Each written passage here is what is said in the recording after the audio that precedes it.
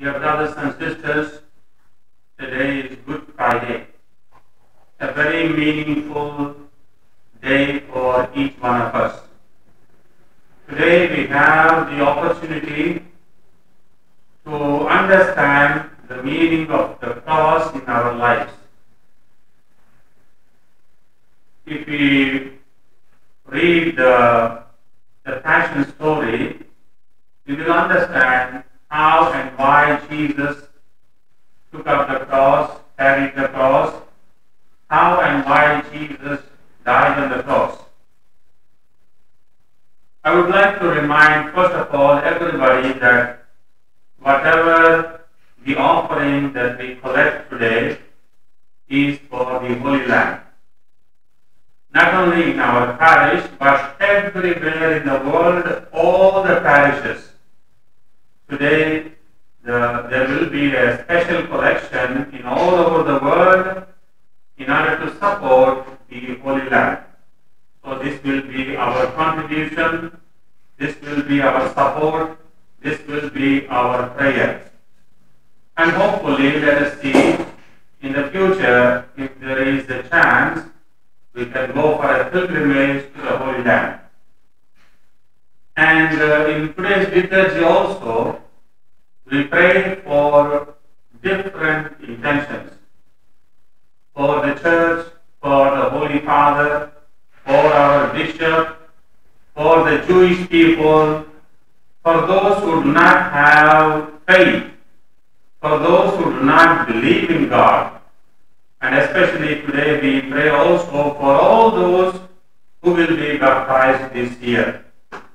So today's liturgy is very meaningful and special for each one of us.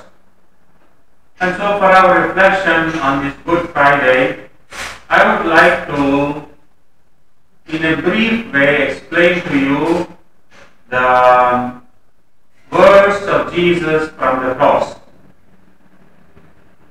The first word that Jesus spoke was, "Father, forgive them, for they do not know what they are doing." This is the first word that Jesus spoke from the cross. He was praying for those persecuting him because they do not know what they are doing. He was asking the Father to forgive them. And the second one, the second word that he spoke is this. "This day you will be with me in paradise." On the cross, on the right and left, there are two criminals. On the right side, criminal looking at Jesus changed his life and then asked Jesus for a blessing. And Jesus promised paradise for him because he repented for his sins. Jesus knew that very soon he would die. He also knew that the criminal would die. But then, even at the last moment, Jesus forgave and promised paradise for this man. And the third word that he spoke to Mother Mary and the disciples. From the cross he said, "Woman, behold your son, and behold your mother." Jesus gave Mother Mary as our mother. He loved his mother. He knew that he was going to die and he was worried about the mother.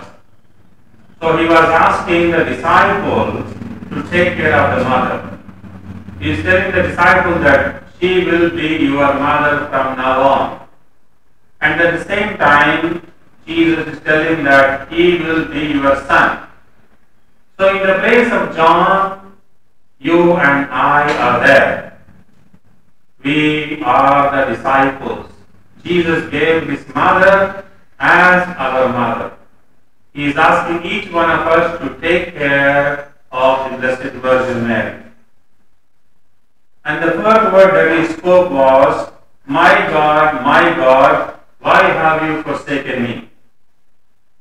This is what Jesus felt as he was on the cross. He felt that God has abandoned him. This is also our experience many times when we are facing the cross in our life. When we are suffering, when we are facing the sickness and so on. this pandemic situation, many people in the world have died. We have also asked many questions, where is God, or why like this and so on, why God has abandoned us. This is also the experience of Jesus. But then Jesus, through this experience, is telling each one of us that God has never abandoned us. It is an occasion for us to show our love, show our concern for our brothers and sisters. We have to mutually take care of each other. God is love, and whenever we show concern, love for each other, God is present there. So God has never abandoned us, but He is always in us, in the love that we show, the concern that we show. And the fifth word that He spoke is, I thirst. I thirst for what? For the love. He has given us the commandment of love. Love God and love your neighbor. From the cross, when He says, I thirst, He is still thirsting for the love. So we are supposed to quench this thirst of Jesus. That means we are supposed to follow this commandment of love. In our life, we are called to love God and love neighbor. And the sixth word that He spoke is, it is finished. What is finished? The salvation work has finished. Jesus has come through Blessed Virgin Mary, and finally He died on the cross, and He said the salvation work has completed. But Jesus at the same time, He is asking us to continue this salvation work. Continue to help the people to know God. Continue to bring the people to God. So that is our responsibility. That is what Jesus is asking each one of us. And finally, Jesus says, Father, into your hands I commend my spirit. Dear brothers and sisters, our life is in the hands of God. And so let us be grateful to God for this gift of life. And let us always commend our life into the hands of God. So for our reflection, for our prayer, I give you the 7 words of Jesus. I request all of you to continue to pray, continue to reflect upon the 7 words, and so that we can understand the meaning of cross in our lives. God bless you, and my prayers for all of you.